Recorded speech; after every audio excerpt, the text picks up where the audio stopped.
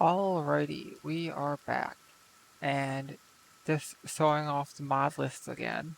So, if you remember, we're using recruitable prisoners, right?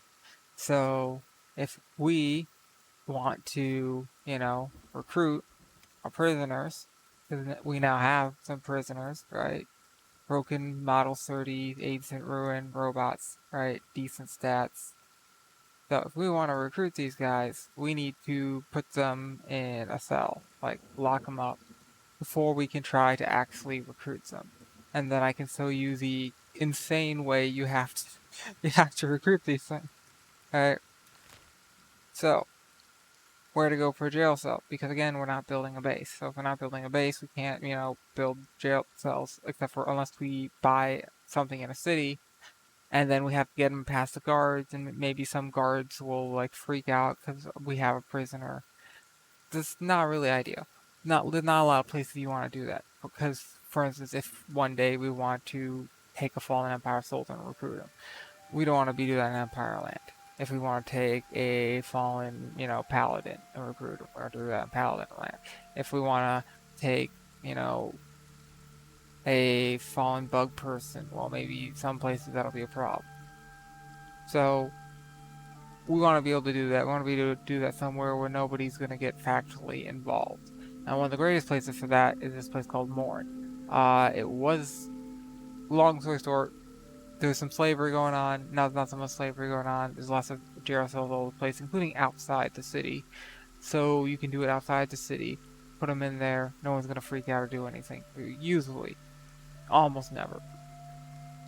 But you have to go from the Deadlands through either Shem or Vens and flat lagoons or forest to get here, or you can go really far around through like the swamp and the bone field, or really far around the other way. And Gray Shelf isn't that bad, but Stove's Gamble and Unwanted Zone is, and even this area is not so great either.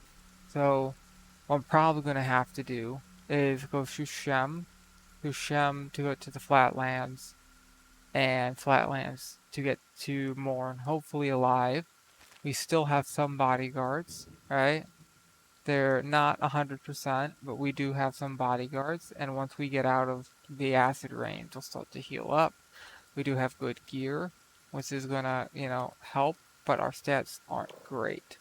So ideally, after we recruit these robots, the next order of business is we need more money, we need gear for the robots. We also need to level stats to catch up with the robots who are going to have better stats than us, and also so we go places without needing a ton of bodyguards. Alright, so a good place to do that would be Border Zone. There's tons and tons of groups of starving bandits we can fight to level up since we're pretty low stats, and it's fairly safe. It's one of those places where even if you lose a fight, it's not that big of a deal. We could separate our animals and our people into two separate squads, have the humans and others fight, and have them be as a sort of reserve that comes in and helps deal with problems, because they do really high DPS. So we want to have these guys who do less damage per second, because they're not doing, a lot of them aren't doing as big wide areas, and they're not hitting as often as the animals, which are really hard to block their attacks with, but also have not very good defense. Like their dodge is basically non-existent. So that's a good place strategy to train. So first thing first, we want to get out of the Deadlands. One potential problem is Sad Neil is going pretty slow.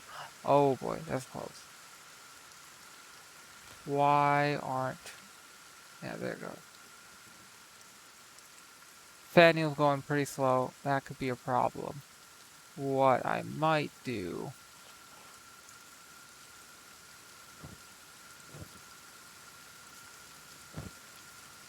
Alright. Not really a lot of good options here.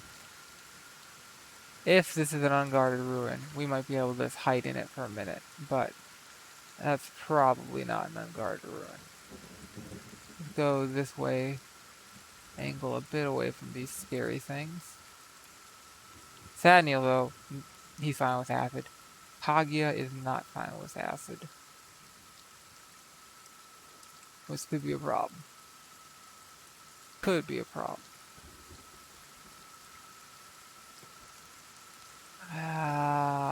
Is this place defended? It is. Okay. So, we don't want to come here. We need to get around this place. We could fight them, and that's a bad idea.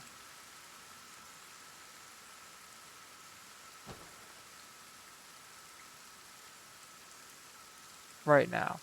Is this... Did he get hit by... Yeah, it's acid. Okay. I thought I got hit by lightning for a second.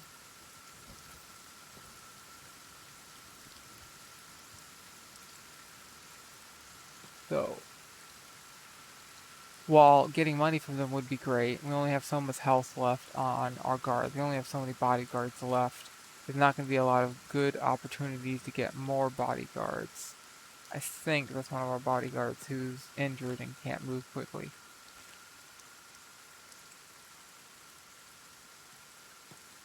Yeah. I want to give these people a wide berth. And get somewhere safe and then regroup. We just need to get the acid as quick as possible. Sadneil can come along slowly. Once we're all safe, we can worry about redistributing stuff. But for now, he can take as long as he wants, because acid doesn't hurt him. And acid is hurting these guys, and at a certain point, our bodyguards will just disappear, because they just cannot follow us with all the acid damage, and damage from other things.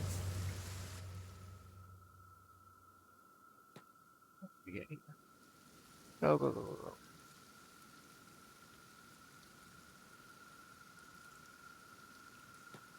go. Angle a bit more away. I'm scared as fuck of these guys. They can really mess you up.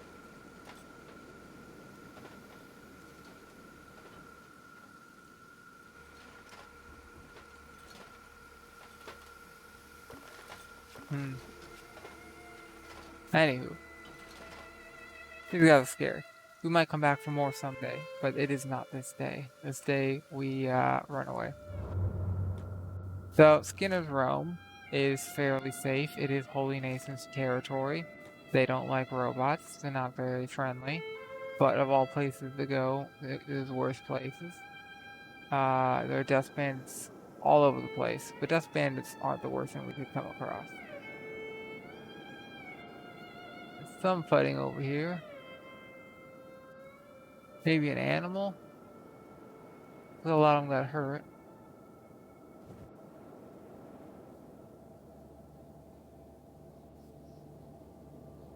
My monitor's been getting pretty hot, so I've been messing with my settings, and I think I fixed the problem.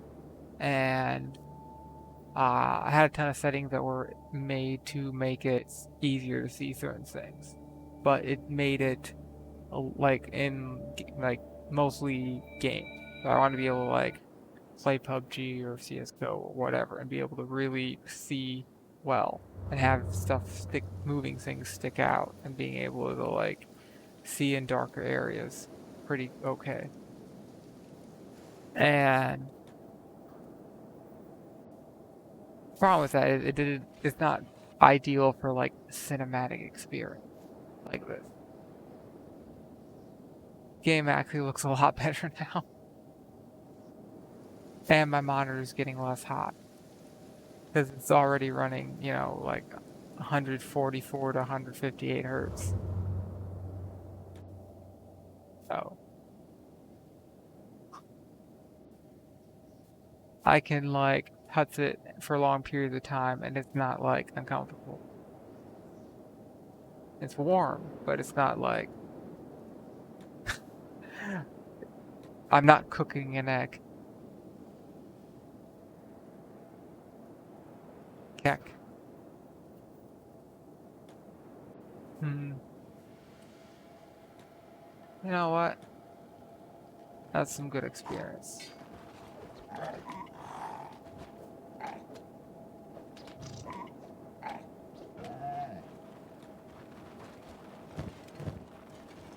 You carry this. You can carry the meat.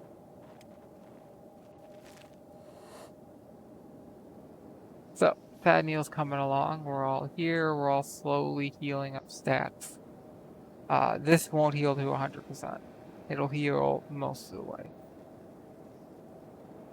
These guys will. So, animals will heal to 100%. You don't have to mess around with it. People, as they repeatedly take damage, will only heal so much, and at a certain point, you need to go rest in a bed. Or fix the robotic limb somewhere else. Alright. So we need Sad Neil to gain strength 6p. Carry a big sword at a decent speed. Alright. So here's the plan. I'm thinking, for now, Hammett will put him down, and you will go pick him up. So we have very little time until he reboots. Once he reboots, we have to fight him. But now he's not going to reboot because he's been picked up. So, we need to get through Shem.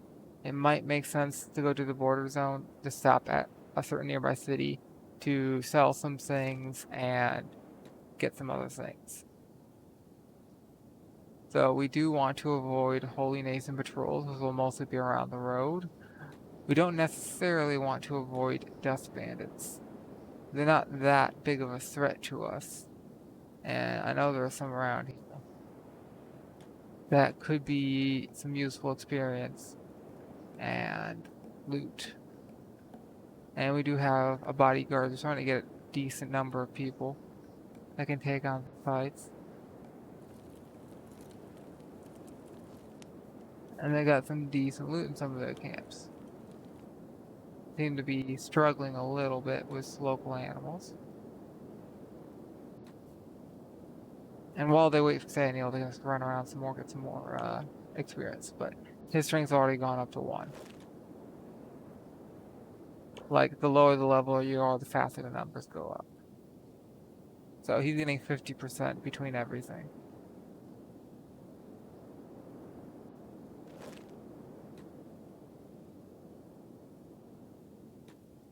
And with all the strength and speed, he's getting like almost no athletics. That's okay.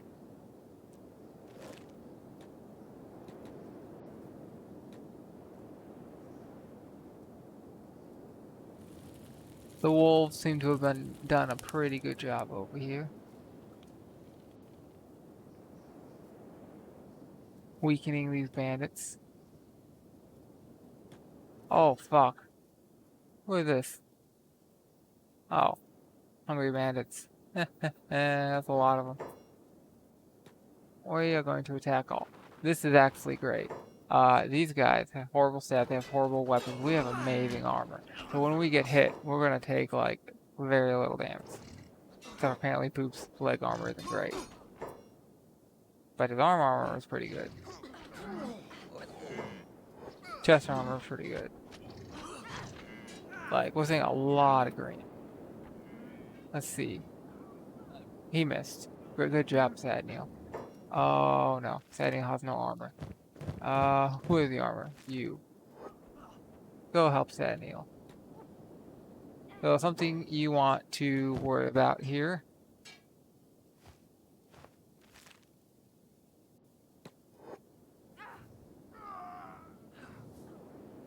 Only did 16 damage. Come on, Sad Neil, you can do better than that.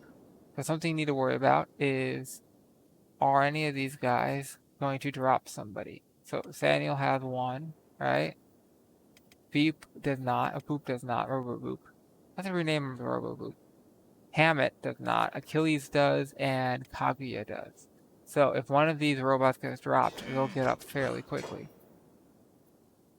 And that's something we need to keep an eye on.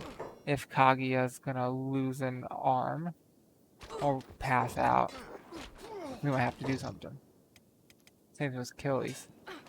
But thankfully Sad Neil's doing okay. Only one guy. I'll beat a leader. Grab that. Keep fighting. So this was a lot of bandits, but we're taking them out pretty good now that we have decent stuff. Even though fighting experience wise, we don't have that much. We've had like a few fights that we've actually like fought ever.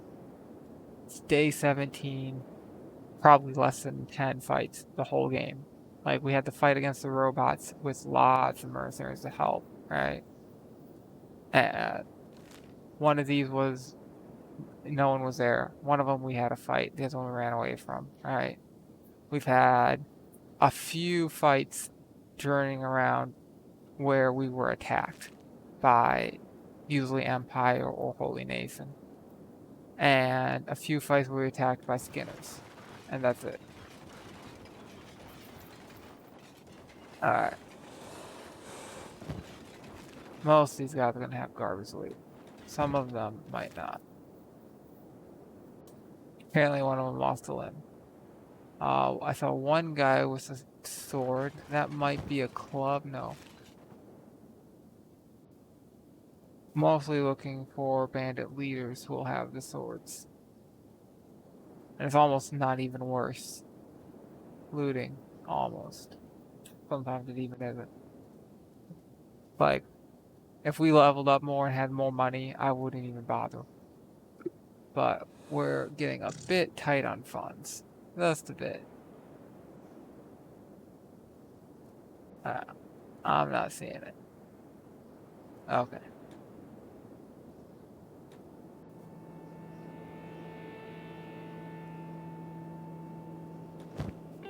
Alright. Let's see. Where... Ah. I think Sad Neil will keep carrying this heavy gear for now. Moving super slow, but getting super good EXP. And then, at some point, we can have him work on athletics. Trade some of that stuff over. Have him have less good armor and maybe trade that heavy armor to Hammett, who can then work on strength. And Hammett can carry that guy. Ooh, wild bulls. Those are not something you want to fight. They will fuck you up. I do want to fight some of these dust bandits who are already beat up, so we can loot all those wolves, and also the beat up bandits, of which there are many. And dying bandits.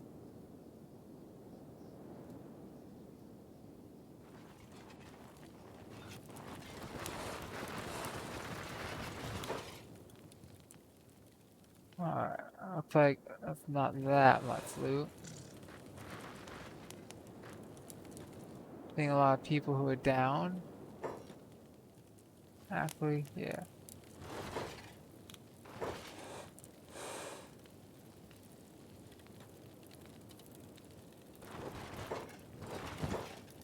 Alright, you can loot that. I'm just gonna throw it all in him for now.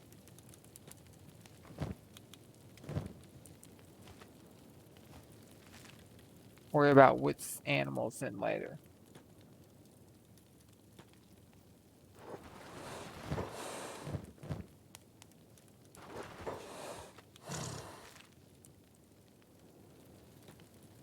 Right now, just focusing on speed. Want to get this done before people start getting up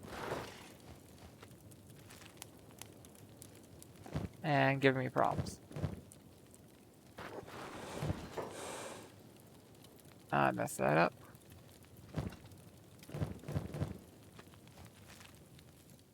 Let's see. 1, 2, so. So what I'm doing is having human click on it. Alright. Then pausing, switching to the animal, grabbing the stuff. So trying to not give these guys or the animals a lot of time to get up, and every animal I loot instantly dies. So I can attack them unprovoked, but I'm gonna wait a second and loot some more stuff first. He's dying, he's dying. Let's come over here and loot that guy. Alright, so I've got armor. He's got a helmet, but something worth 93, and that's it. Not a whole lot. So, sword's almost not even worth it. Wait, actually, wrong one. And, yeah.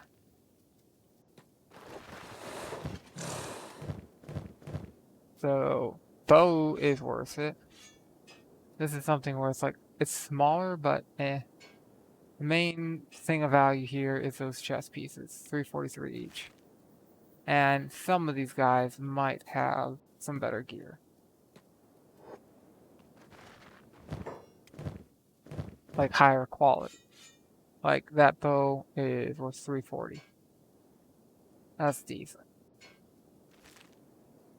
I'm not gonna find anything amazing there at Dust Bandits, but like, okay stuff. And once we loot these guys and don't have to worry about them being a threat, we can go find the ones who are down. Okay, he's conscious apparently, but crippled.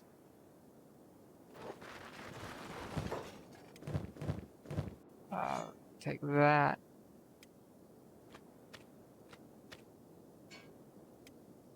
And then Tetris this all to fit, I hope.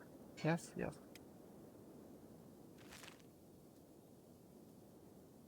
And that'll help us find anyone else who's conscious or playing dead or whatever.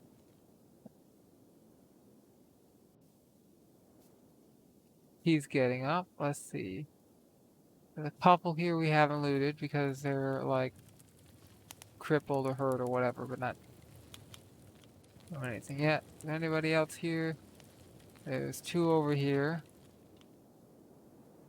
So, do we attack those two first or attack the wounded first? Probably the wounded. Probably more sensible. Because it'll take the other guy more time to get here.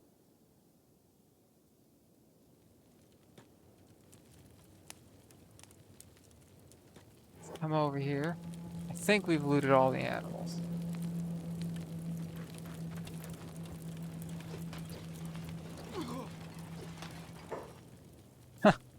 They attack on sight. They were already hostile game. Don't make me laugh. They were always hostile.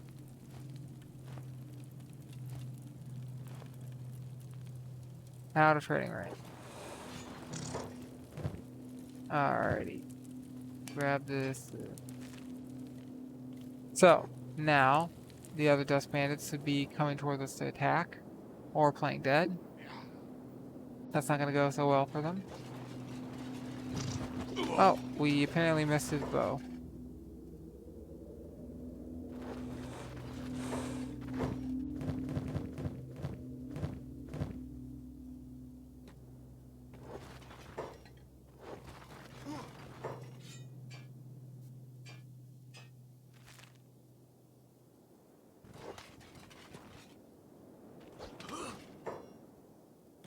Yeah.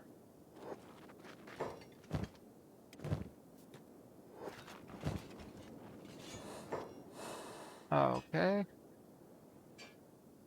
Ooh, nice boots. Yeah. Trade with Flareon real quick.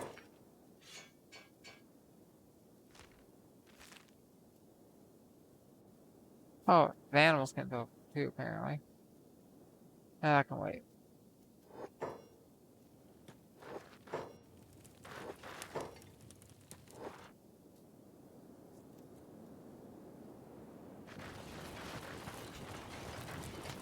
If this was a large group of dust bandits who were just sitting here and weren't already fucked up, I probably would have left them alone. Because we only have so many guards, right? It is somewhat risky since we're carrying prisoners. And we're not super high level. But this is just taking candy from a baby. And some of it is worth a decent amount. He apparently was the boss. But no bounty, I cry. Would there be another one on the ground? Yes. Bad deal.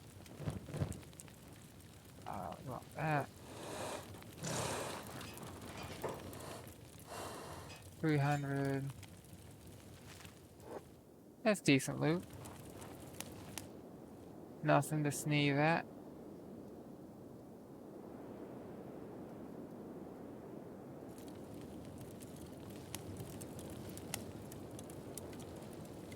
We probably are missing a few people that I missed. Oh, yeah, like him. We missed him. Everyone healed? Yeah, okay.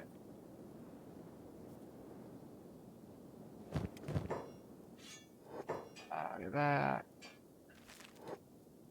This is just like spotting bodies in this can be really hard, but like in real life it can be really hard sometimes too. So it's sort of like, I mean, think about it. This is like an area much bigger than a football field of where the bodies are located all over the place. So like when you're looking over an area that big, it sort of does make sense for you to have some trouble finding stuff, especially when it's like there's at least some amount of dust storm going on. Like you can see all this dust flying all over the place. It's not ideal conditions. Let's trade with Jolteon then. He probably has some, right? Anywho. Big area. The train's not very flat. There's lots of, places stuff could be out of sight. There's lots of junk all over the place. It feels realistic. It just doesn't feel like a fun game mechanic knowing that you are probably missing stuff. Or like trying to like really spend a lot of time looking for it. But it is also kind of like when you do find stuff, it's rewarding because it's like, oh, I saw that thing. It's so hard to see. So it's sort of like it's not something easily like if it was more easy to see stuff, maybe it would be less fun. I don't know. And Thaniel's coming along. And start having you guys run back and then forward and back and then forward as a way of training athletics and strength. So he's at 3 right now. It's going up fairly fast. He, at the beginning of this, only had 15 kilograms of carry capacity. He's already up a lot. Like, what is that, 18, right? Yeah, 18. Which, isn't crazy. But that's most of the weight of his falling son. And his pants weigh practically nothing, right? Pants weigh 3. And his armor weighs a lot. But eventually you're going to swap that armor out. That's what I'm thinking. Swap that armor out with someone with plate. And then only got like 5 plus the pants. So 8 kilos plus the sword. If we can get him around like 20, 30, like 20s or 30s for like weight capacity, which isn't that far off, And all of a sudden he's moving at most of his max speed, and we can start training athletics by just running everywhere. Which is why we're on run 24/7. Also, it's just faster. Like the only reason to not do that is if you're trying to conserve food, because by moving slower, you lower your food rate. There's a holy mine here, so I kind of want to avoid the holy mine. But I do want to come this direction. And we have plenty of food. Like, I'm also I want to do mostly hive and robots. Which will also, robots don't eat. Hive have like negative 50%, right? It's like a 0.5 hunger rate. Yeah. Now we are fighting one of the bandits. That's okay. And Hammett's taking some hits. I want to have all of our guys run over here. He's the only one chasing. It's like one of our heavies went down, but they're making short work of the bandits. I could be paying more attention, but like I could be doing a better job at that. I don't want to attract too many bandits. We're getting shot at, that's the problem. That's a decent sword. Ooh, that's a decent helmet. That's why I was wearing no armor, he couldn't afford it. Buying all this good shit. Doesn't make any sense. Why, game? Why do you make these horrible decisions sometimes for inventory management? We'll put them on hold, run over here, want the mercenaries to kind of deal with it. We don't expand too much and aggro all of these guys. But those had already happened. So we're staying in the back, we're healing up. That'll help a little bit. Okay. We're gonna have to get Sad Neil some healing stuff eventually. Put hold off. Alright, grab that. Yeah, we do want the helmet. Damn it. Grab him.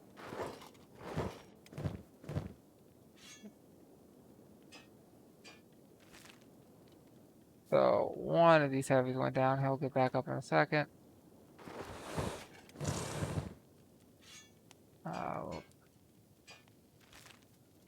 This isn't gonna be like a ton of money, but it'll be a couple grand.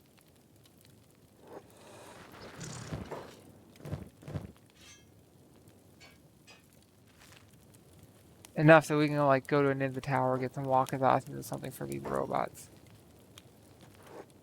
Alright. There's starting to be only a few bandits left. Time to fuck them up.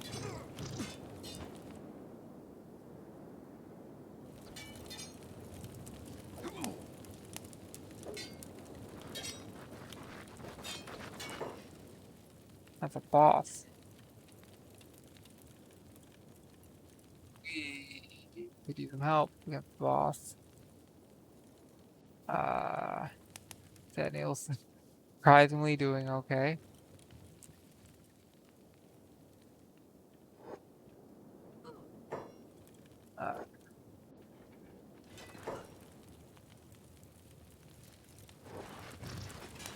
Better than Kaguya.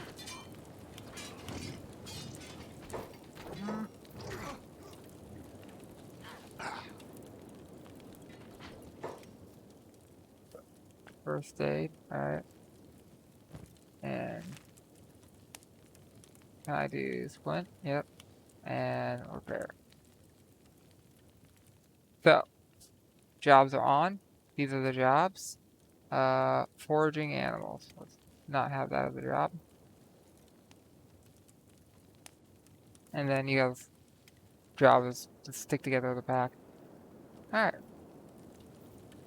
I want to kind of heal up Kaguya, but that can wait. Nobody's too horribly crippled.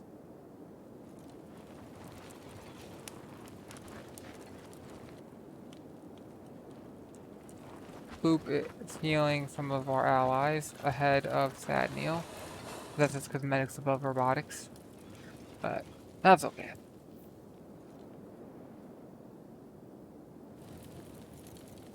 If I need to micromanage stuff, I can. Alright, none of these guys are gonna have good sit. I think the boss might have a sword, and that's probably the only thing I'll loot from the Hungry Bandits. Not even gonna have medical supplies. Yeah.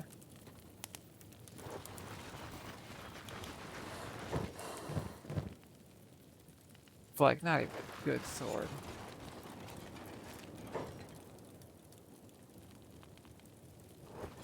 That one is much better.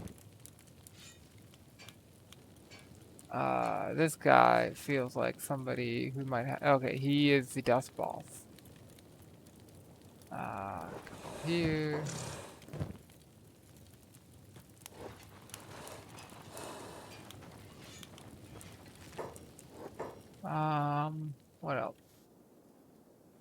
got scattered over here. Let's focus on these first. Who we got? You are looted. You don't have your sword. You don't have your pants. You have the looted. But all of them? I thought there was more over here. That might have just been normal hungry bandits.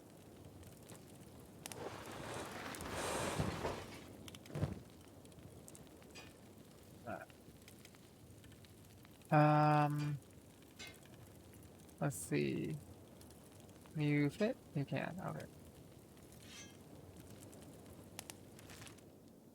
So, you're pretty full. Huh. That was quick.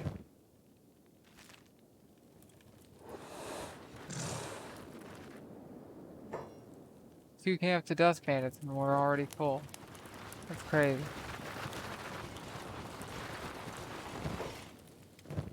Alright, let's grab you. Any way I can make any of this fit in here? I don't think so. Grab you.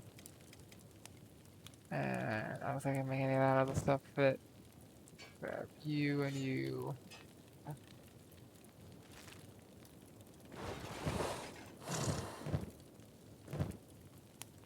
I'm gonna do this.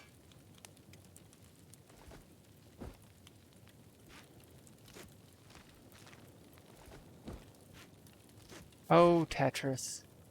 You come in many disguises. You say this game is about, you know, not Tetris. But lo and behold, it is Tetris.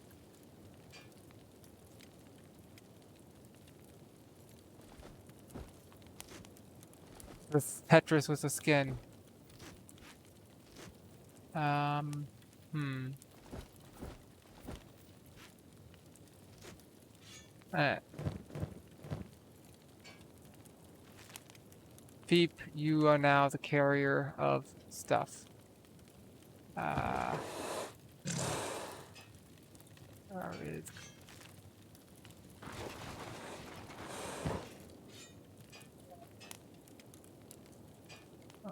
That here, and this fit, for now. Yes? Yes. Alright. That's not so bad, we're making stuff fit.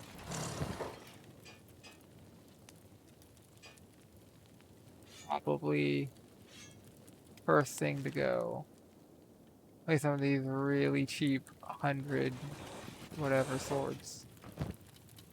And not that one. I'll grab you. Maybe some of the armored rag. It only worth 200.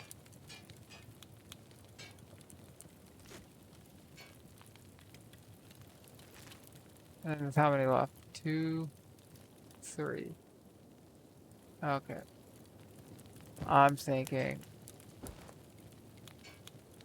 they worth 243. They weigh 6 kilos. They take up a lot of space. What if we only get the good ones? Like the... Oh.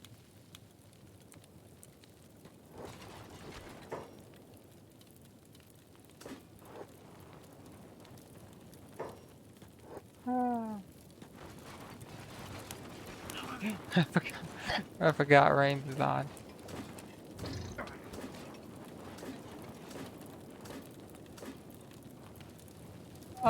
That's, that's like, what? What did you just do? Okay. So, there's one over here, and not all, there's only worth 100.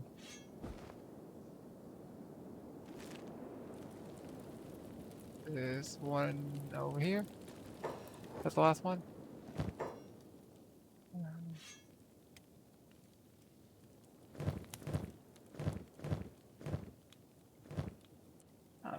Yes, have them all come over here. The cheap ones, 130, 130, 130. That can go away.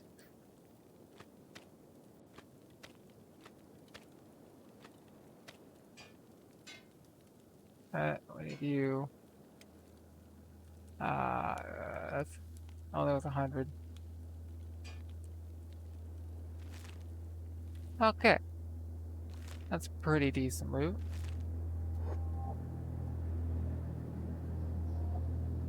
We're far enough away from the slave section. Don't have to worry too much. We're not gonna stay too close to the road. Like, roads are not our thing.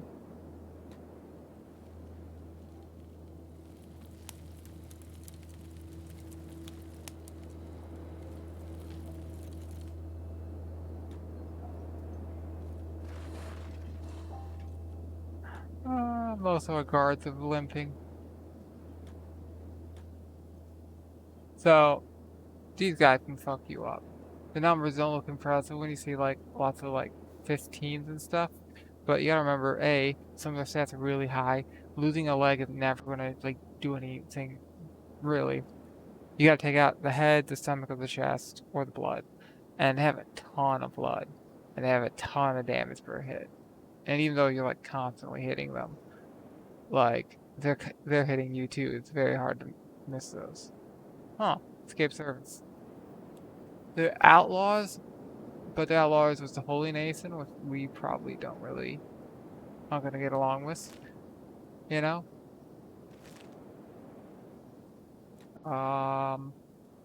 That's could we beat them? Definitely yes. Would some of our guys go down? Maybe. Is it worth it for EXP? Not now while we're holding these guys.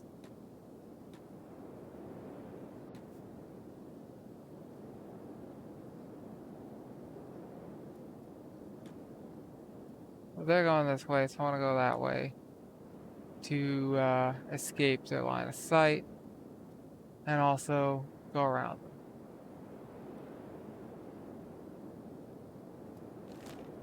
We also don't want to go too close to the unknown tower.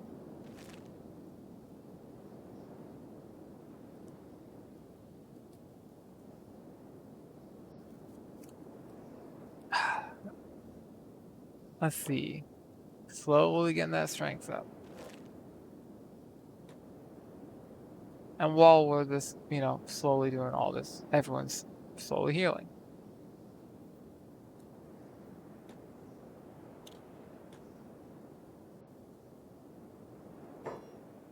How many tech hunters are left? 2. And the boss is gone. Okay. That's not too bad.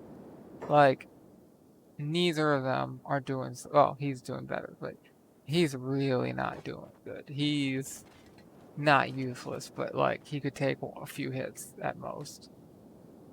And then he's down. So he's not that helpful to us. Really. Like, what are they gonna do for us?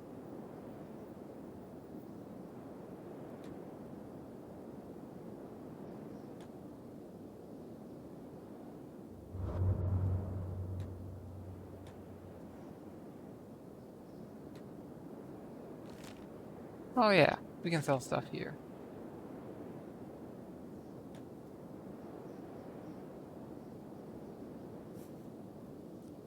This is starving bandits are hostile to everyone. Yeah, some factions you are never going to get along with. And it's just not even worth trying. Starving bandits are one of them. They are just like, oh, you have something valuable. I'm starving. I have no choice but to try to get it so I don't fucking die. So, like, you're never going to get along with some, like, there isn't mechanics in the game that allow you to be like, approach them with a ton of food and be like, hey, I'll give you all this food, join me, or do something I want, right? Because they can't give you money, they don't have money. They can't give you, like, really anything of value other than themselves as, like, working for you. And there's no mechanics to be like, hey, come work for me. I'm not going to loot this right now.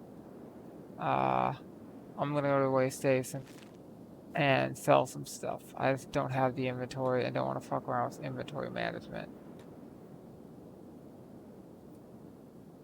Like, I don't have the inventory. It's a waste of time.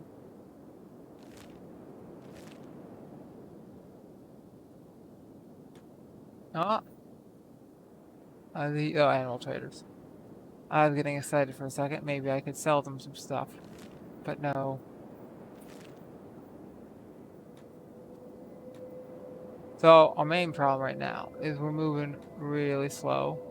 It's kind of dangerous. However, for this area, we are a bit strong. So, that's acceptable. Also, if this is like one of the starting areas for Zone, and this is, I believe, the only place in Border Zone you can buy limbs. Robotic workshop. So this place is like kinda useful. Hello. Show me what you got. Okay. So it's a bar, pretty standard, selling standard bar stuff. No problem, stolen goods. And yeah. The values of this is like, they're not giving me any negatives. And it's stolen off like fucking bandits, nobody cares.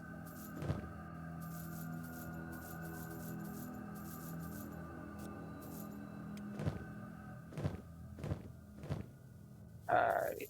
The main problem here is they don't have the money to buy everything. I'm going to focus on big things that aren't too valuable because we can get rid of we can clear up a lot of space. Oh, he's out of money. I probably should focus more on the cheaper ones. I saw some blue ones, but I was just like, whatever. Alright, so went from 10k, 23k, we still have a lot more stuff. We could hire a mercenary. Who are you, Rin? Looking to trade. Oh, Rin, there's 2 traders here. Alright, so Rin has money. That's great. And if I remember right, there's also, I can sell stuff at the other place next door. Oh. Don't care about quality, sell it all. I might keep that book. And he's out of money. Alright. So, we can talk to Peace. We can talk to Tech Hunter Global Pacifier. Maybe. Who are you?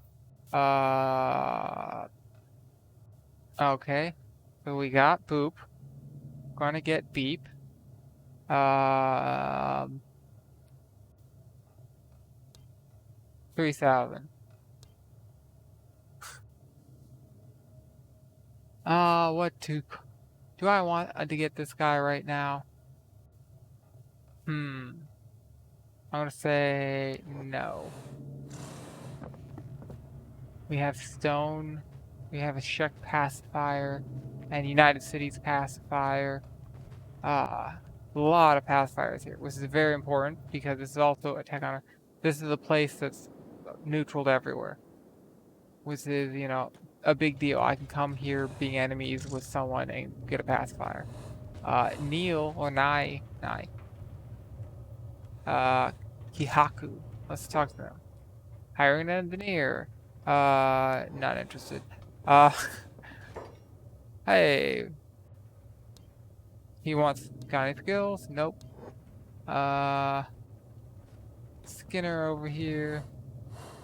And then, who else is there? Anyone interesting? Lots of guards. Fade. Talk to Fade. Hello, Fade. Huh.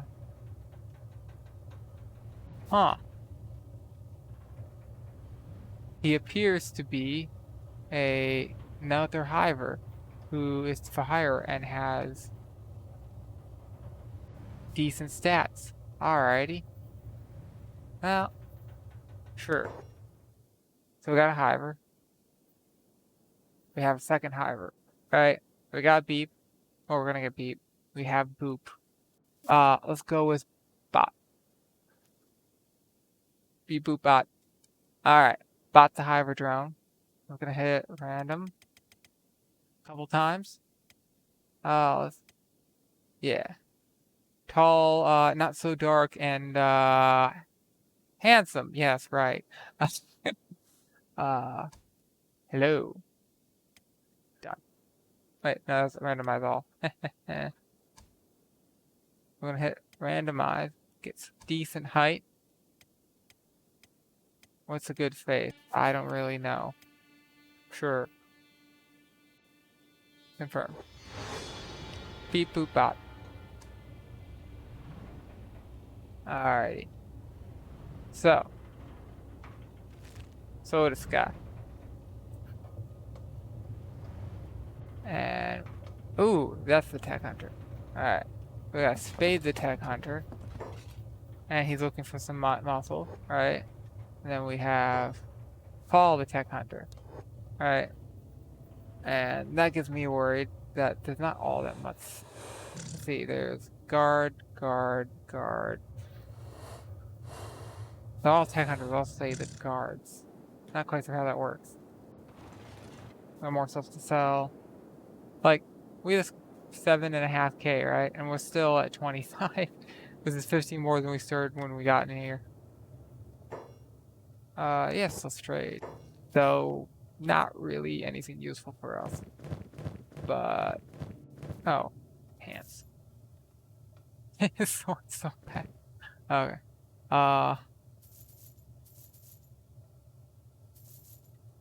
We might actually have better stuff off the bandits to give to that guy. Keck. Jolteon. I think that was the best. Yeah. That's actually better than what he's using. Which is sad. But it probably makes more sense to sell all that garbage. Yeah, let's show it off. I'll have Boop come in here and be like, oh look, we have better limbs in our backpack. Or there, yeah. So, skeleton doctors. Hello, skeleton doctors. What do you have for sale? You have limbs and one specialist stealth leg, but everything else seems to be like normal or economy limbs. Economy is like normal, but worse. Like negative everything. Like this is bottom of the barrel. This is really middle, but like you don't really want to use skeleton limbs. Stealth is decent, but like masterwork scout legs are this like the go-to. This because the speed increase means you can be significantly more overweight and still like run like crazy. Like it's great. And you can also spend how much is this? 2K to heal a robot, which we're not going to do that. But hey, our buddy Sad Neil caught up with us. And you ever must been like, hey Sad Neil, you need a friend to be super heavy with you. Let's see. You trade. Your sword is well, yeah, your sword is garbage. From the Jolteon. You shall have this one. Less garbage, but also very heavy. And for now, that's it. Alright. Trade, and Jolteon, and then, yes. And I'm thinking, take one of these to give to, Bot. And what else? I'd like to give him one of these, but and yeah, it's fine.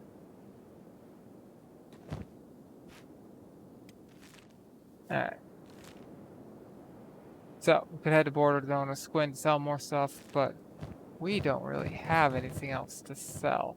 The only stuff we'd really want to buy is stuff, well, yeah, from the Ninja Tower, which is maybe some light armor for Bot and Sad Neil. Other thing we might want to do is get Bot working get Bot working on those stats. He already has 10 strengths. But he could be better. So, you're lightweight and you're moderate. You're already going pretty quick. Yeah. So Achilles, you're going to put him down. Bot, you're going to pick him up.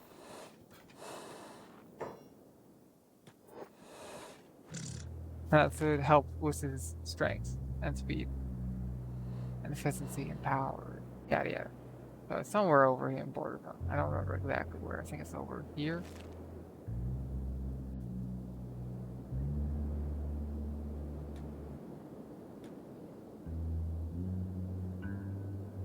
And you guys should just run around a bit.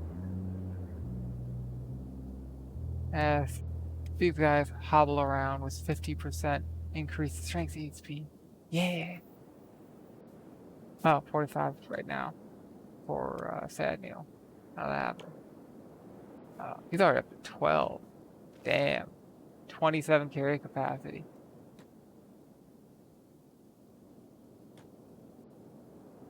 Seriously. Achilles, he went from -1 to 12.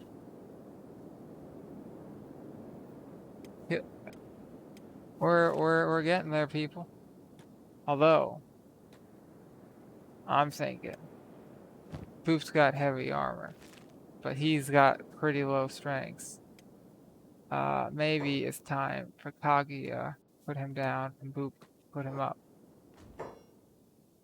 Pick up. You are heavy, but you don't have that much strength. Trade with, not even, trade with Jolteon? Yes, yes.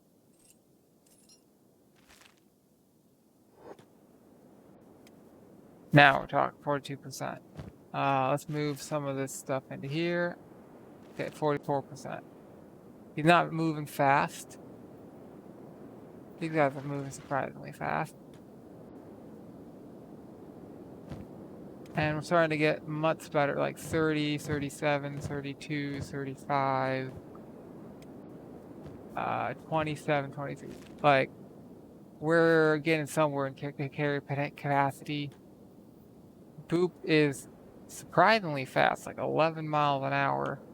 Alright, with 13 strengths, carrying like 80 kilos.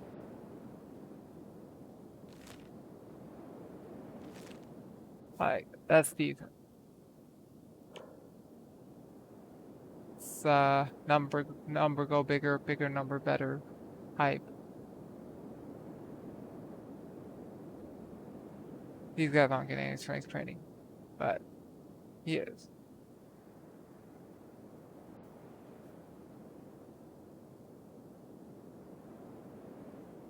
He's not really quick.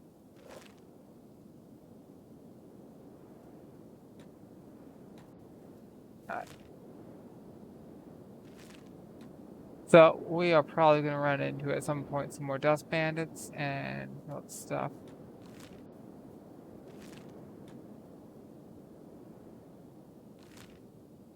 Yeah, looks like there's a camp over here.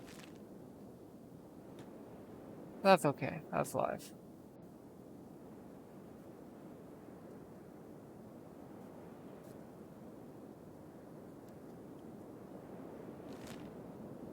We don't want to be too spread out.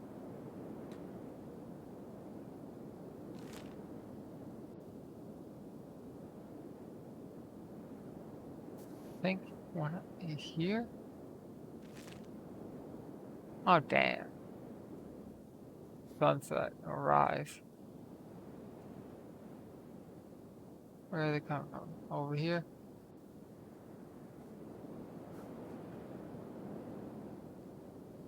This game's somewhat aesthetic. That's the bit.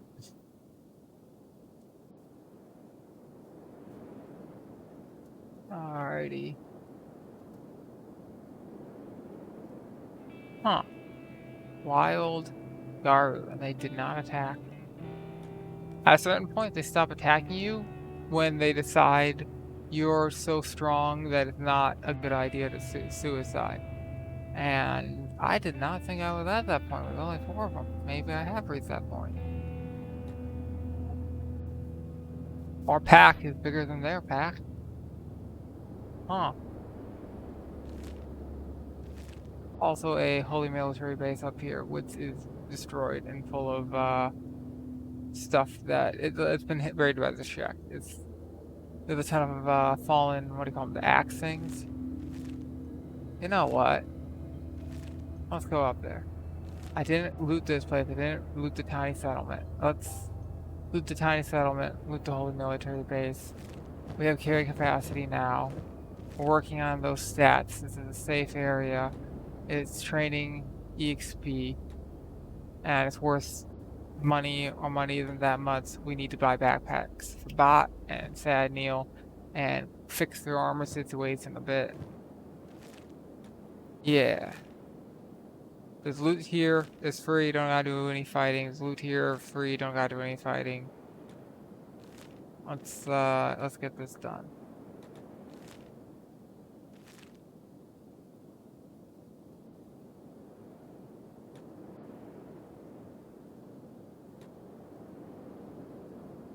Yeah, I think it's up here.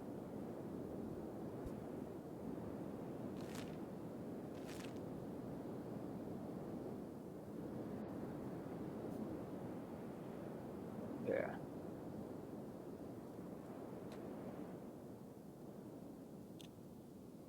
And we can do this a little bit sped up.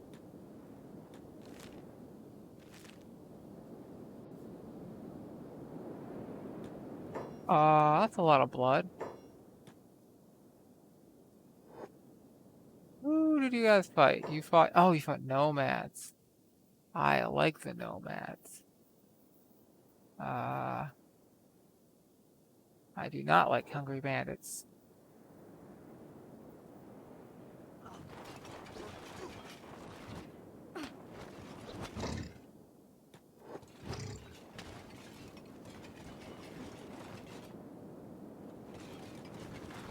Why is one of these guys crawling around alive?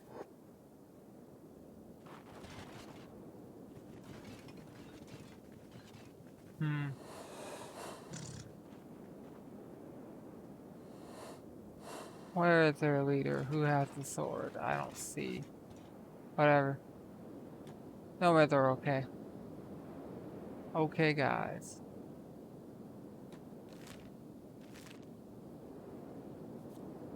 So this is the place we passed on our way here that we didn't loot. So we loot that pretty quickly. We loot this pretty quickly. We skedaddle.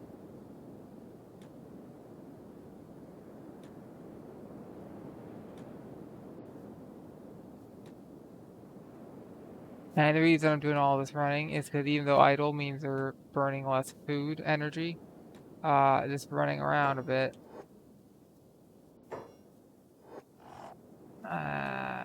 Oh, nope. That's what I was worried about. The aggro. There's another one.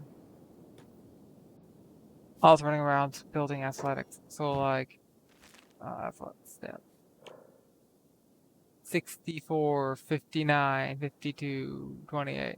Like, we're getting some serious athletics here.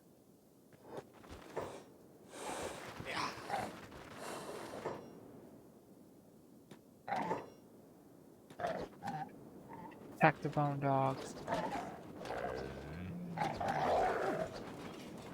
Just a little puppy, but it's still, you know, dangerous.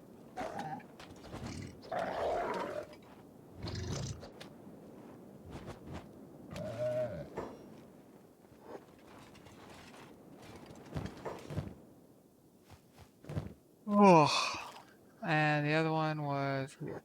Alright. All healed, not quite.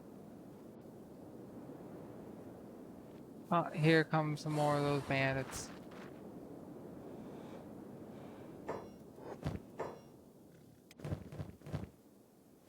That's okay. So it looks like there was, yes, over here.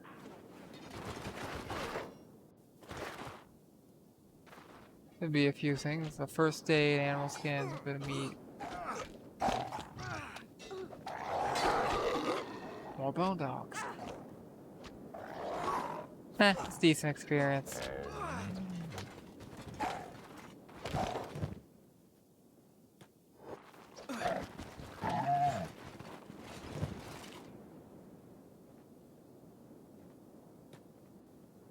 Our guards are taking damage, but we didn't really take all that much.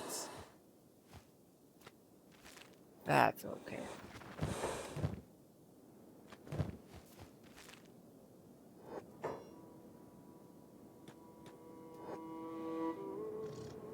He's really slow right now to have you do all the running around.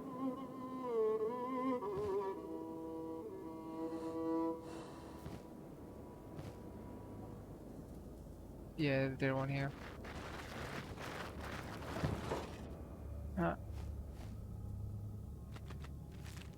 And trade with Eevee. Let's dump all of it and then swap over. Not even stolen. And then swap over Wilgion. Trade the meat. And yeah, they're all dead. I do not want to fight those bandits. That's my least favorite thing to do. I think I'll loot this place. Then we can go loot the military base and get to the city over here. Sell our stuff, go to the Ninja Tower, buy some more stuff. Oh boy, so many things.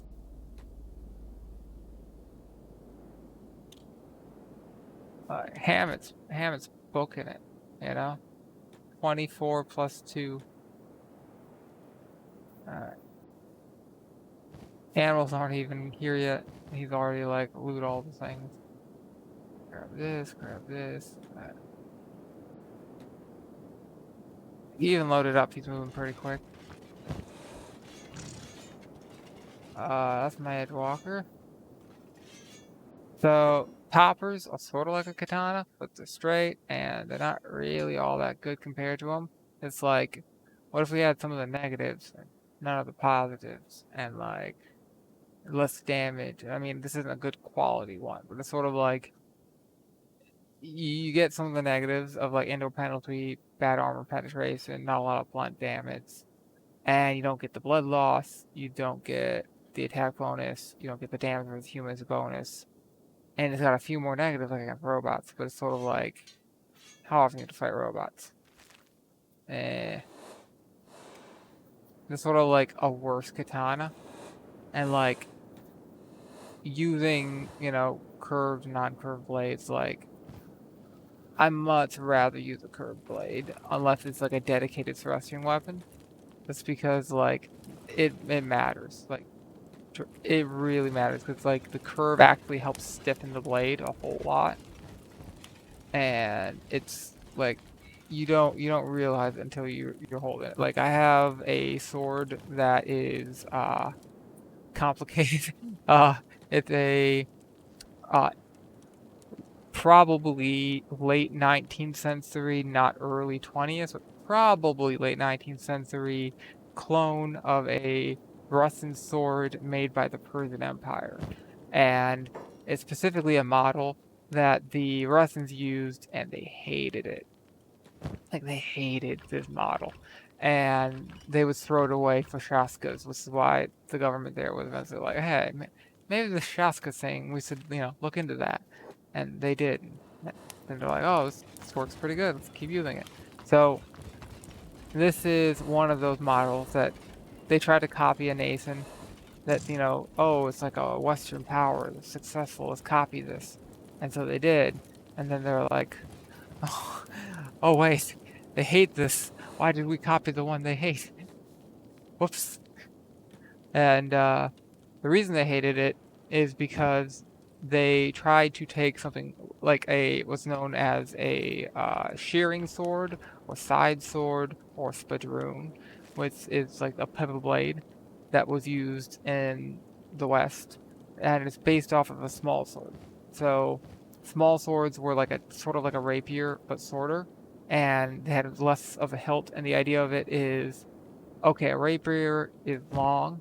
A rapier has like a really protective hilt and all this other stuff, but it's not very comfortable to wear when you have like a 40+ inch thing on the side of your body, and with a really big, complicated hilt to protect your hand. Um, it does protect your hand, and it's like objectively good.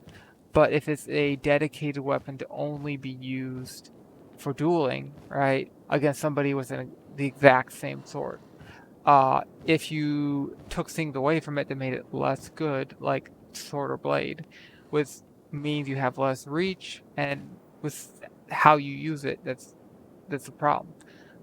But if both people have the same thing, and both of them have the less reach, then you're equal footing. There's not like a negative, because the negative is to both of you. So whatever you lose, the other person also loses, which makes it like not really a negative anymore. It makes it like equal. And so people start to say, okay, we have this really big, long, uncomfortable thing to wear, and it works great, but it's big, it's uncomfortable. 99.9% of the time, it's what's known as a sidearm, right? It's on your side. It's not, you're not using it, you don't have it in your hands, you're wearing it all the time. And rapier worn all the time, and it's sort of like a status symbol. It's also like a, hey, I'm willing to fight to defend my honor or whatever. And people would wear them all the time, and that's something where it wasn't like at a certain point they're like, okay, we need this to be comfortable. Who is the captain? Hello, captain. I'll use a captain now. Hammett will talk to you. Hello. So they went to small swords. They're objectively worse as a weapon. But if both people are using the same thing, any negatives to it is a positive for you as well as negative for you. So it's just can't cancel that. You're both using the same thing. It's fair, it's even, and being more comfortable to wear took precedence. Like, it's something people cared about enough that they were like, let's get something comfortable to wear. So they did. And people were happy. And we have run into bandits, I think. No, we haven't. But we've come close. Anywho. So Spadroon was like, hey, rapiers were like a military thing. We used it in the military. And sometimes it wasn't like super popular, like at all. But they took, especially in places like Italy and Spain, they'd take a rapier like hilt and then put like a thicker, wider blade on it a lot of the times, or like all sorts of other stuff. Sometimes they'd have a more rapier like blade, but then they'd like use it fight with, and it worked.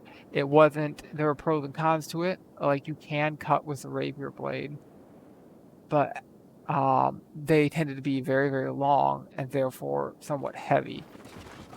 Rapiers were longer than a typical arming sword, and about around longsword or short for a longsword in some cases. But the longsword were two-handed and rapiers were one-handed.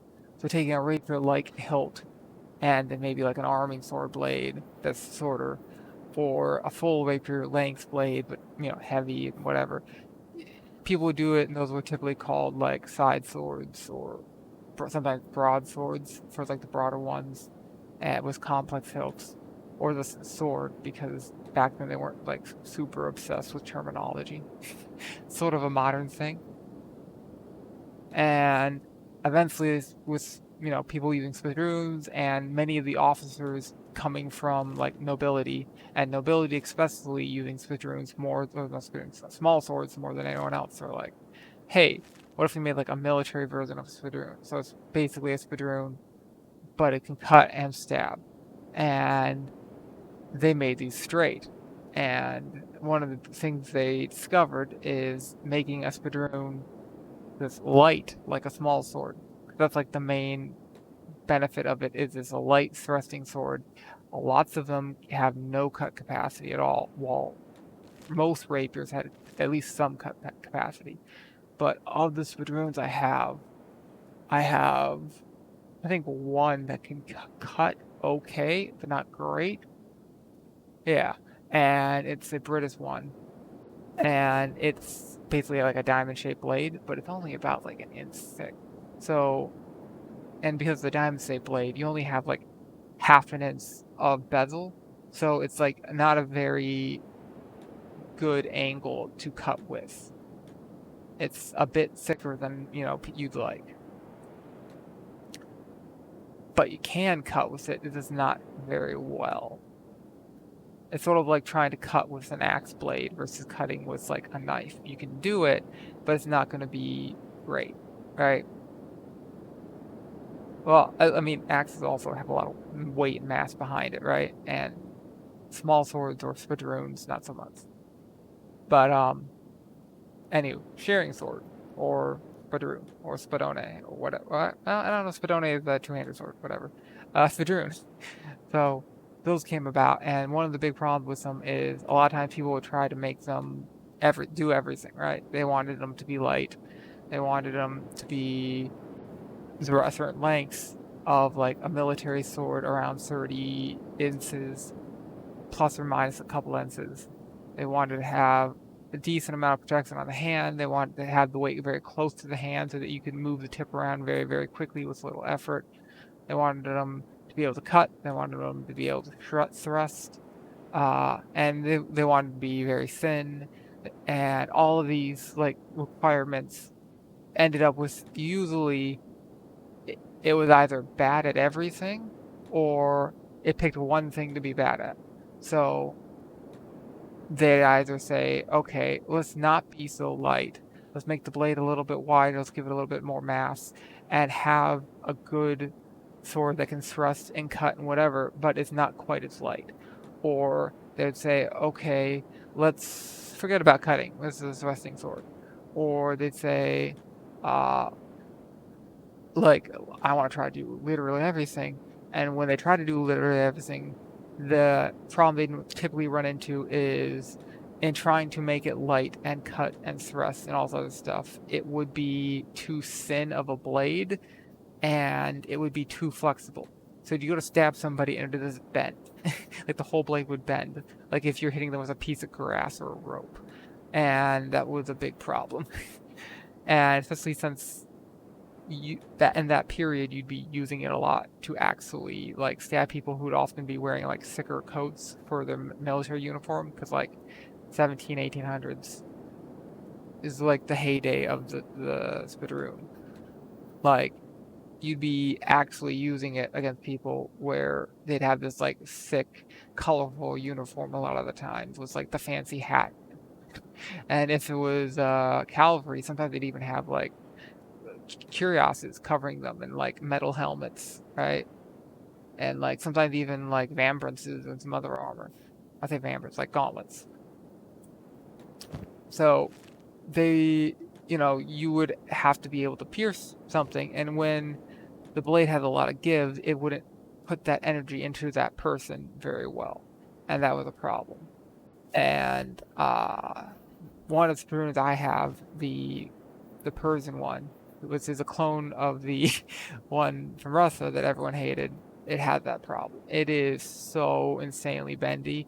You can very easily, just putting it into the carpet, do over 90-degree bend in the blade, and the carpet's perfectly fine. It doesn't leave a scratch. Like, you know what I mean? It's like, it's insane. Like, it's unusable as a weapon. It's like I would rather have like a dollar pocket knife. Like, this is so bad. It's hilarious. So, yeah. Good swords, bad swords, like lots of learning periods. There are very good spadroons though. My favorites typically were the ones that are heavier, or the ones who gave up at cutting and was like, okay, let's go with like a trifold blade. So like a 3 or sometimes 4 edges to the blade, and it just forgets about having an edge that can cut it all. And it has either with 4, it's sort of like how to explain it? It's sort of like a diamond if you cut away the edges of the diamond, which is maybe not the best explanation, but like, yeah. I'm more of a visual person. Words are hard. I can't even. But, so, either diamond or triangle, you have a convex in between the points of these diamonds or triangles on all sides. So, it creates sort of like a Y or a X shape. Yes. I can do words if I think about it long enough. Anywho, it's they typically have horrible edges for cutting. If you do it this way, somewhere between with the triangle blades, you can't cut, to the diamond ones, depending on how they do it, you can sometimes cut a little bit, but not like really well. Diamond ones, I think, are my favorite of this type, where you give up a lot of your ability to cut, but you have a very stiff, very, very stiff blade. It's very light for what it is. It's decently sturdy. The edges will take some damage if you get hit by a lot of swords. So, like, if you're using it to block a lot, you will get some edge damage. The price you pay from this design is you have a central point that's fairly thick, and then all these points going off in 3 to 4 directions that are less thick, and it's sort of like an I-beam type idea, where the overall thickness in any particular place isn't all that much, but because of the design, it has to, in order for it to bend, it has to, somewhere, it has to bend at an angle where it's stronger than as opposed to where it's weaker. And that seems to work pretty good as a design for being fairly sturdy and, being light while being fairly sturdy and having some capacity to bend because spring steel, but not being too bendy, not being like comical, and you can still thrust with it pretty good and keep the weight down, but cutting not so much, unless you do it a certain way, and then even then you can't even cut all that well. And that adds a lot of width to it, and adding that width can make it more bulky on your body and add a lot of weight to the scabbard. But anyway, that was a decent design. Another decent design is to say, fuck weight, we're going to make it like 1.5 inches. We're going to have a decently thick spine, or do something like the Toledo blade, which is like a 1850s, 60s, 70s, 80s style of having like the first third of the blade like completely blunt, and then you'd have like, imagine like a rectangle slab, and then at the edges you have a thick fuller, a thin fuller, but that's like pretty deep. So then you have something sort of like and then in the center you use, sometimes it'd be flat, sometimes it'd be a fuller, like a wide fuller in between the two deep fullers, and the wide fuller would be less deep.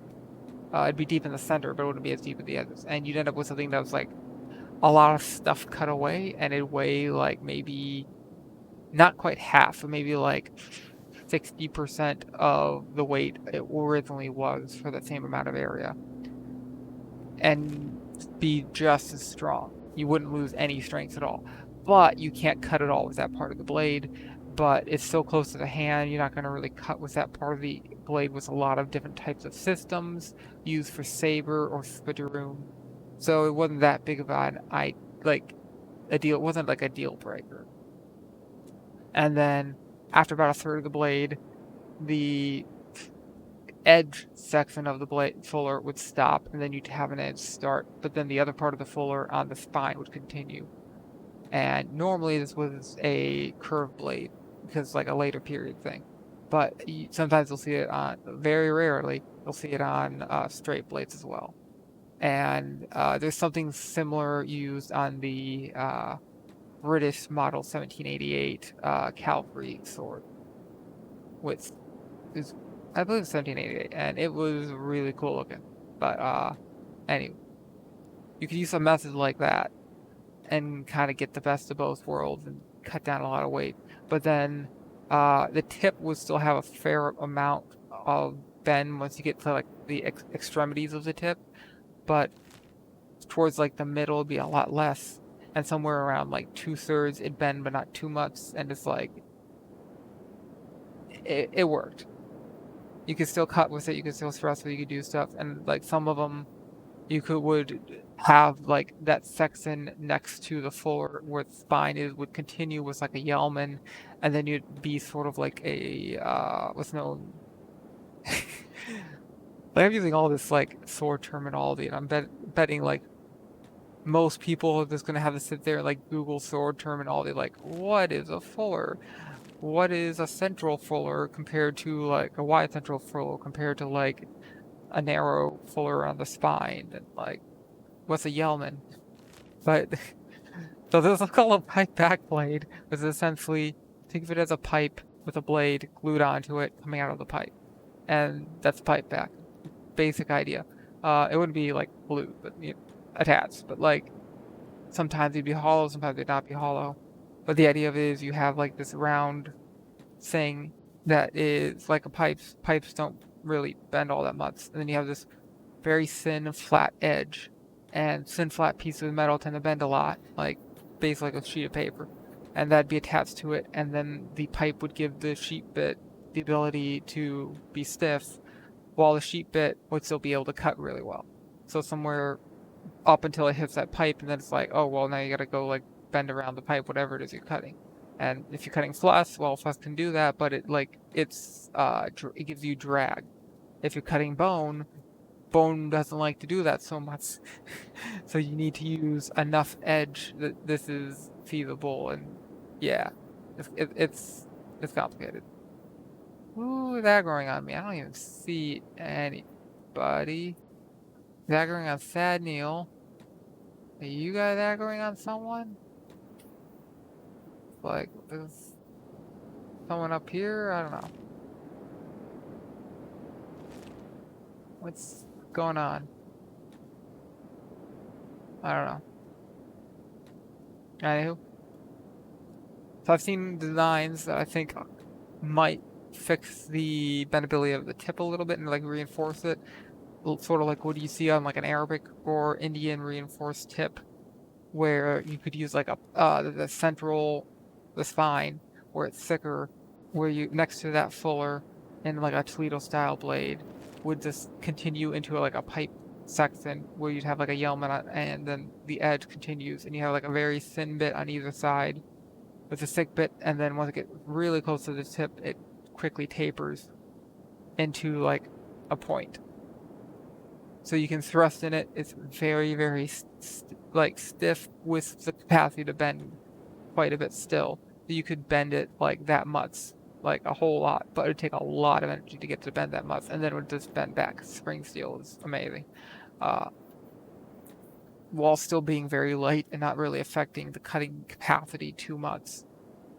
But problem with that very complicated design I'm like spelling out in words is it's also very complicated to do because you have like 3 fullers going into 1 fuller going into a pipe back going with a yeoman, and it's complex. And with a straight blade, it's very complex. With a curved blade, it's still very complex, but it's less complex because you can move stuff around a bit. But with a straight blade, it's complex because then you have to build a scabbard that can fit this, that has like the weird tip sticking out. Anyway, there's all sorts of like tricks you can do to try to fix the problem of trying to do literally everything with one blade that the Spadroon has. And the average Spadroon sucks. Individual Spadroons, there are some really, really good ones. like famously 1796 had both. It had ones that were great and ones that weren't because it was like 1796, right? Like the idea of mass production and like what's the model is all still people being worked on. Like it's not all set in stone. And as a result, like there's a million different people making this all over the world. Sun never sets on the British Empire, blah blah blah. So there's lots of different takes on the 1796, and they're not all the same. And it's interesting part of history. Let's say that. Very interesting. Yeah, we'll get rid of that. I'm tempted to get rid of all that steel, but it doesn't take up that much space. Since it's stacking compared to like all of these.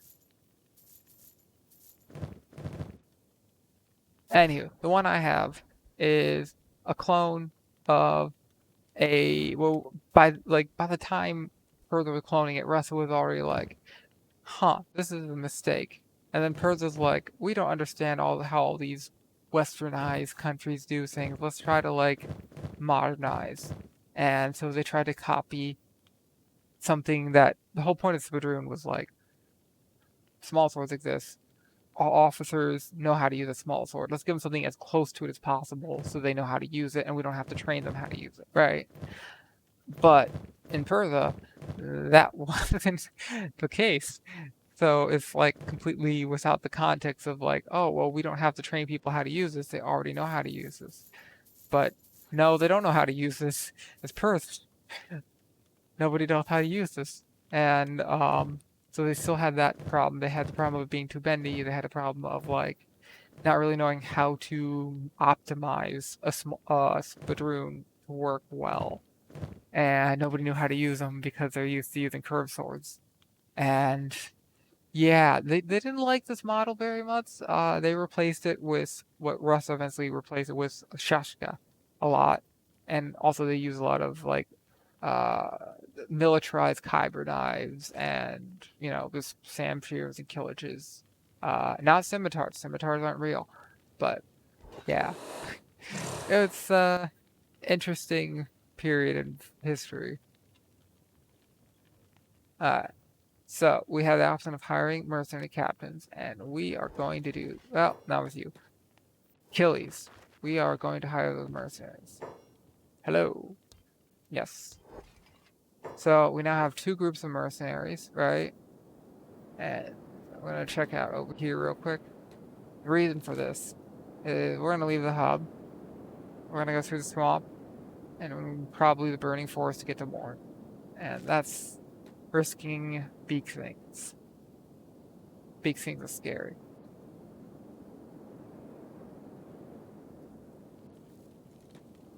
I don't even remember how I got on this long tangent about spadroons and spadones and spadones are these massive Spanish two-handed swords, which have nothing at all to do with anything other than they sound like spadroon.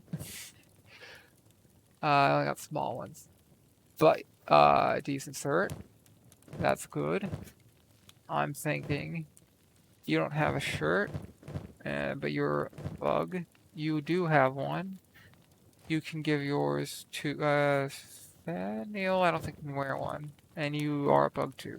So you're the only one who could make use of this. It'd give you better arm coverage and better chest coverage, and very similar defenses.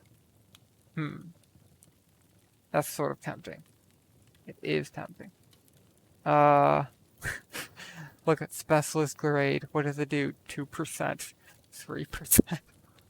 Fucking garbage. Let's see. We got a Mark II. It's not. Oh, yeah, that's better. Alrighty. So, I think what we'll do is we'll get that Mark II because it's cheap. Or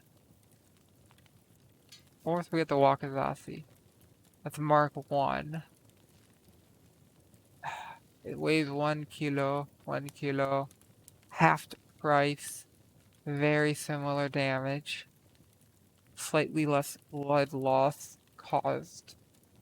But it's a Wakazaki gets an indoor bonus instead of less of a defensive negative. I kind of want to do the Wakazaki. It's cheap and it's good enough. So what I might do is have one of these, probably bot, get rid of his heavy boy, put some armor on at some point, but not this point. And I believe the Thieves, yeah, the Thieves one at Squin. So I might have stuff there I might want to buy. And if nothing else, adding stuff to the map, I believe there's somebody, Rukia, something like that, who's a free hire. I might get that person because it's free, but maybe not, I don't know. We are traveling very slow right now, so this is a good time to hire on people who will also be traveling very slow as these guys work on stats. But I mostly just want to go to Seas Guild, get better backpacks. 17, 19. 18, okay, that's good. Achilles is going to need to work on strengths too.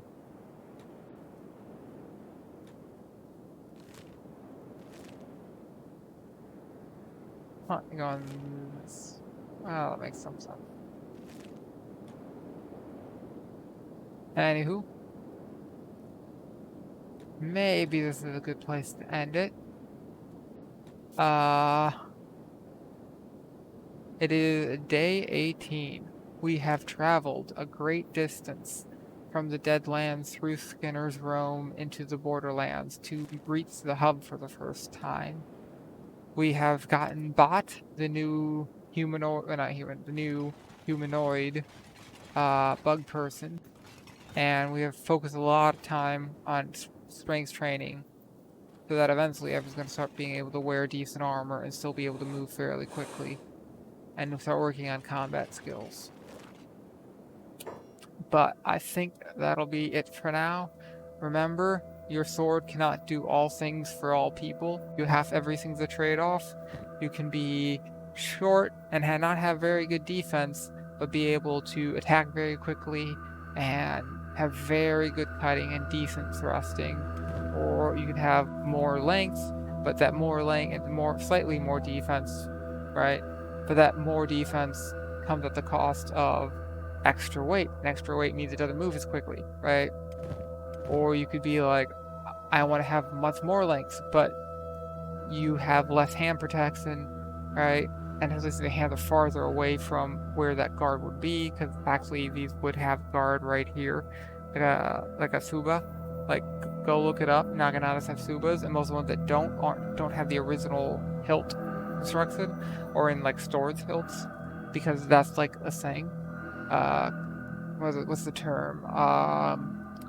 For the stores, Koshira would be, I know this. There is the Saya, which is a scabbard, and the Shira Saya, which is the storage furniture, which would be usually all wood and be like a handle and something to go over it, like a Saya scabbard.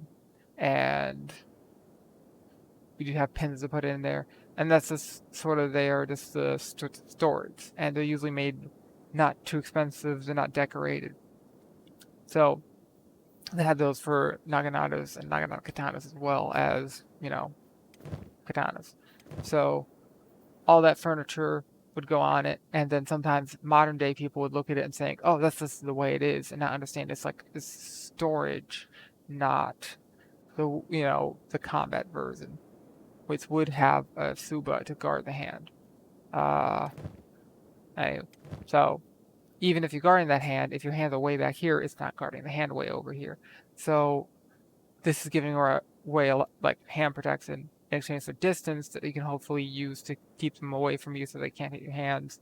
And also, the longer it is, the more centrifugal force tip, etc. So like trade-offs. You're giving up hand protection, you're getting distance, centrifugal force, two-handed weapon, or, hey, I have a lot of weight, but I can't thrust at all.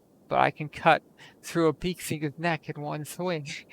But, you know, it adds a lot of weight.